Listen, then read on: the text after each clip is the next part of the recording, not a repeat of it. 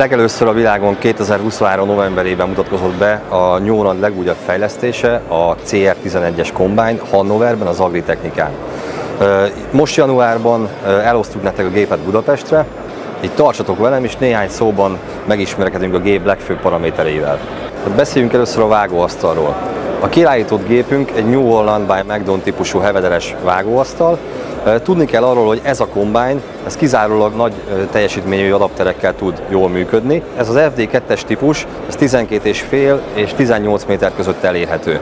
Ezen a Combine-on a minimum a 13,5 méteres szélességet kell válasszuk. Az optimális párosítás az, amit itt látunk, tehát 15 méteres hevederes flexibilis vágóasztal és a CR11-es Combine.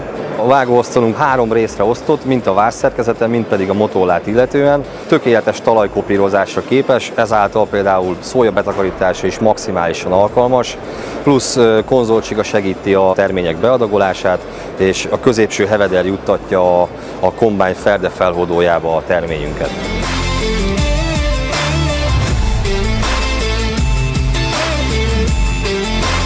Nagyon fontos azt kiemelnünk, hogy ez a gép ez nem a jelenleg is sorozatgyártásban lévő CR széria továbbfejlesztése, hanem ez a gép egy teljesen új koncepció, amelynek a fejlesztés egyébként több mint 10 éve indult már el a színfalak mögött. Ha az alkatrészeket nézzük, 90%-a teljesen új. A rotorok szélesebbek lettek, rotoronként 2 collal, tehát 5 cm-rel szélesebbek, és ugye ez az egész terménycsatornára kivetül, tehát ezt követi ferdefelhordó is természetesen szélesebb, mivel a vágóasztalok ugye extrém méreteknek köszönhetően sokkal nehezebbek, ezért ugye megerősített a ferdefelhordónk is, és minden a egysége igazából a gépnek.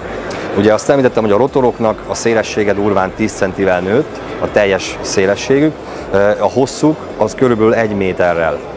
Ugye ez eredményez már egy abszolút nagyobb leválasztási felületet. Egy teljesen más rosta szerkezet kialakítása volt szükség.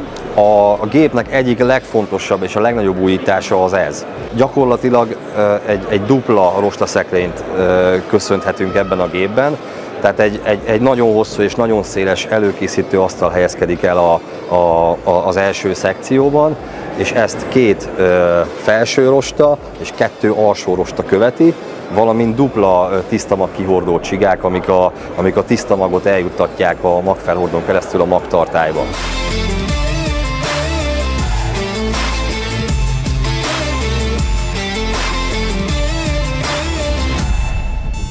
A rotorok meghajtása is teljesen más megoldással került beépítésre ebbe a gépbe. Hát a rotorok meghajtása egy CVT hajtóművön keresztül történik, melyről kapja a beadagoló rotor a hajtást. Az egész rendszer hidrolikusan a kabinból visszaforgatható. Ezen felül a motor elhelyezése is egyedi ebben a gépben. Az összes ismert Combine típusban keresztmotor találunk, ha felmászunk a gép hátára. Ugye ennél a gépnél egy hosszanti motor elhelyezést találunk, melyről egyenesen megkapja a hajtást a rotor, és a rotorok szögét követően azzal párhuzamosan került beépítésre a Cursor 16 motor, ami egy 16 literes erőforrás és 780 lóerő maximális teljesítményre képes.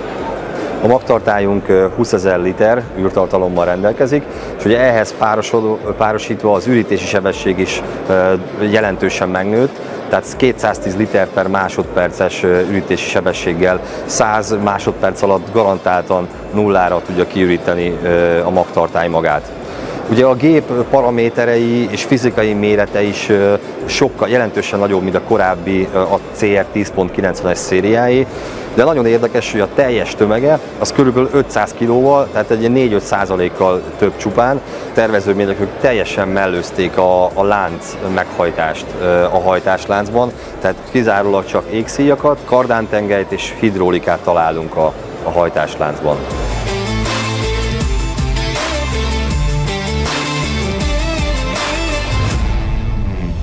A gép hátuljához érve az egyik legérdekesebb dolog, hogy nincsen külön pelyvaszórónk. Ugye itt egy egységben összpontosul a szalmaszecskázó alatt a pelyvaszóró és a szecskaterítőnk.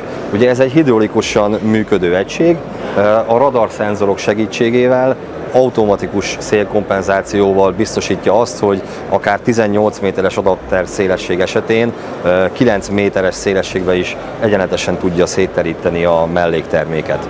Itt láthatjuk a szecskázó egységünket. A forgás iránya megváltozott. Tehát most a terményárammal megegyező irányban forog, az óramutató járásával megegyezően. Ezáltal nem okoz torlódást a terményáramban, valamint van egy szívó hatása is. A szecskázó vezérlése és valamint a szecska méret beállítása az már a kabinból történik, hidraulikus úton, tehát nincs szükség arra, hogy elhagyjuk a kabin munkavégzés közben. A kabinban az IntelliView 12-es nagy felbontású és nagy átmérőjű monitorokat találjuk, ami már alapfelszereltségként 2 monitorral érkezik. Egyébként a Combine minden precíziós kiegészítővel már alapfelszereltségként rendelkezik, tehát ilyen a hidraulikus robotkormányzás, valamint ilyen az automata terménybeállító rendszer, az IntelliSense, ami a CR kombányokban már korábban megismertünk. A CR11 a tervek szerint 2025-től érhető majd el a kereskedelmi forgalomban. Amint lehetőségünk lesz demo Combine-hoz jutni, egy újabb videóval fogunk jelentkezni.